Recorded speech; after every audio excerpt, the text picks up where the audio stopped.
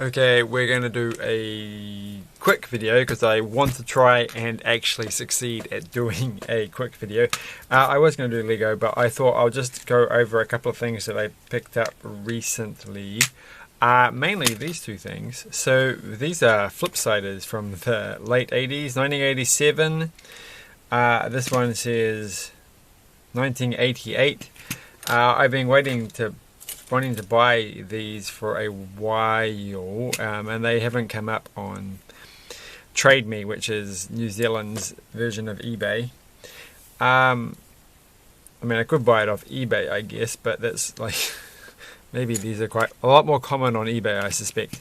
But anyway, I have still got my. I had one of these when I was a kid. This one, in fact, and another one, not this one. But it got quite badly damaged. Even though I still technically have this one, it's not in as good a condition as this. So I really wanted to get one that was actually functional and still usable. And strangely, after waiting for months and months and months for something to come up, maybe even years, I don't actually know how long I've had the search term going. It keeps coming up with a silly fishing tackle box thing that's a Flipsider or something. And I never see any of these things. And so suddenly, two of them came up. This one I paid like $1 for, and this one I paid $30 for the buy now. Because I thought they'd be a lot more popular, but nobody bid on this except for me. So they're not. And this is I think one of the most well-known ones. So what are they, if you've never ever seen one of these? Well, these are meant to look like cassette tapes from the 80s. So if you haven't seen a cassette tape, this won't make any sense. But shame I don't have a cassette tape nearby.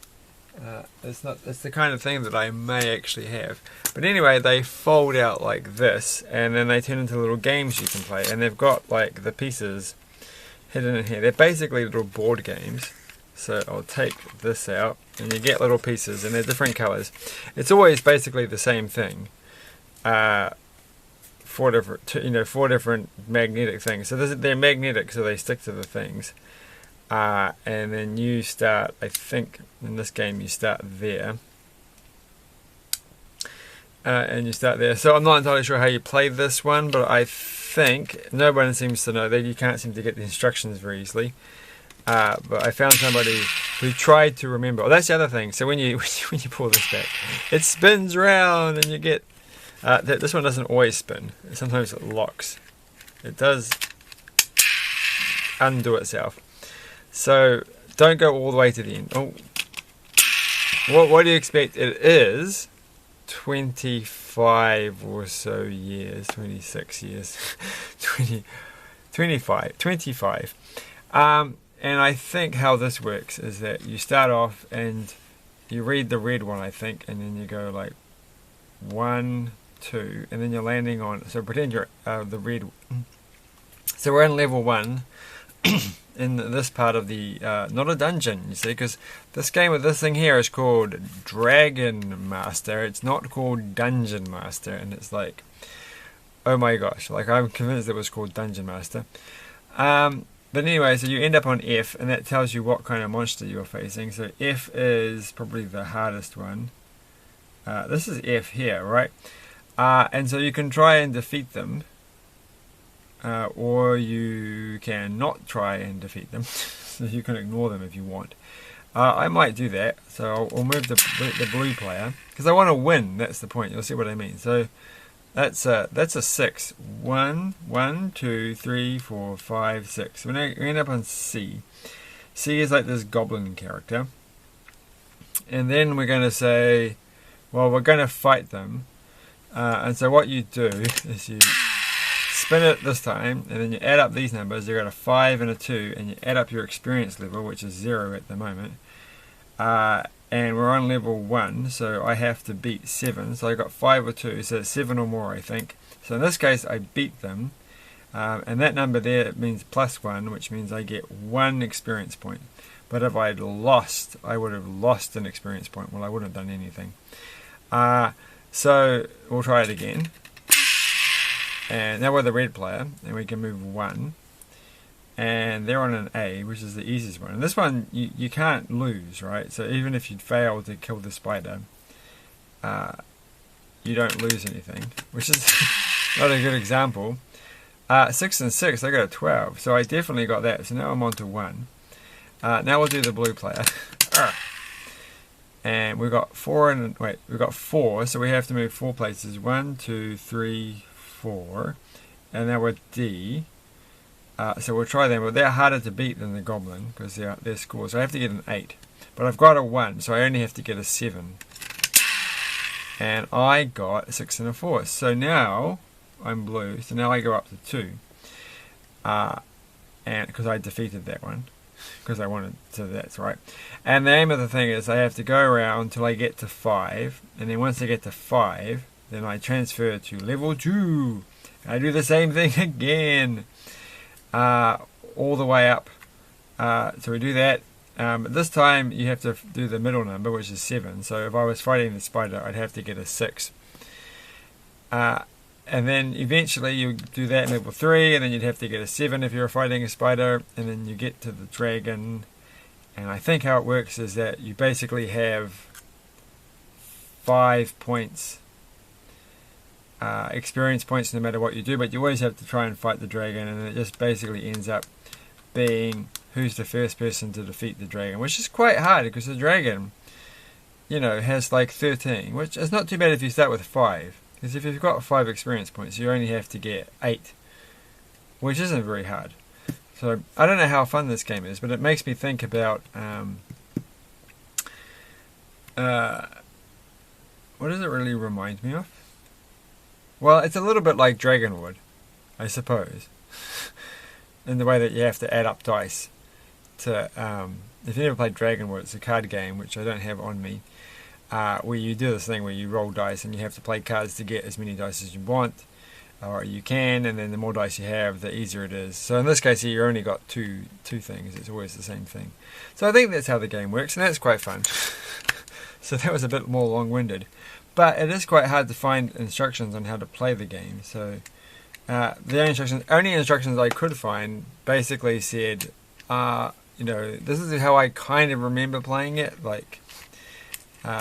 But it might not be the case. It's a bit hard to put. The other thing is it's very hard to put these little magnet things in because they keep trying to attack each other and jump across. So I don't know. That one doesn't want to go there. Which I guess is the peril of these things. I guess they should go the other way around maybe. No, I'm pretty sure they go that way. So that was that one. I don't know how to play this one because I haven't read the instructions. Now, ironically, this one comes in different colors too, because there's like a ghost character that you move around, and so this has got. I'm not going to take them out because they're going to pop out like that. I'm going to try putting them in the other way around, and you can't put them in the other way around. Now it's stuck. So they don't go that way, they have to go magnet pointing up, and because they're magnets pointing up, I can't even get it out now, it's like stuck there. Okay, because the magnets are going up, they always want to jump on each other, which is annoying. If the magnets were the same way around, the same orientation all the time, then they just sort of like, I think they would be easier to put in if they, oh gosh. But anyway, that's got 4 different colors. So they do change colors. And this one has a different thing. It's got a colors and a number one, and a different, of course, maze. Ironically, this one is still available on, I think, the Hasbro or something. Somebody's website actually has a PDF of the original instructions, so you can get the original instructions for this one, which you can't seem to get it for. I couldn't seem to find the original ones for that one, so that's a bit strange. But anyway, I just thought I'd show those games. So I'll try this one day, but I never had this one when I was a kid. So the other one I had, I think, was the checkered flag one, or it could have been the cops and robbers one. I'm not entirely sure, I can't remember, but I definitely had 2 of these. The other thing I also got in the mail is this thing here, which is a Rubik's clock. This one I'm going to get. I bought another one actually off Trade Me for the same price as this one, and then the other one comes in the original box.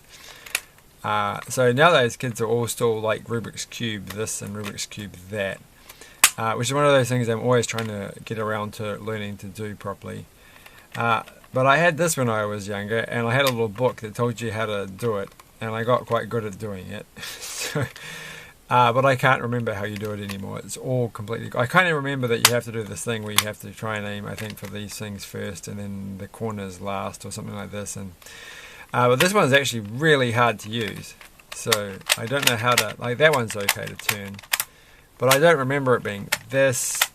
It's a bit... Like, once you push a button down, it becomes super tricky to actually move things. So what happens is that you want to get all the clocks pointing to 12. And these buttons change the behavior. So if the button's up, that moves... Oh gosh. I can't even turn that one. You have to get everything straight.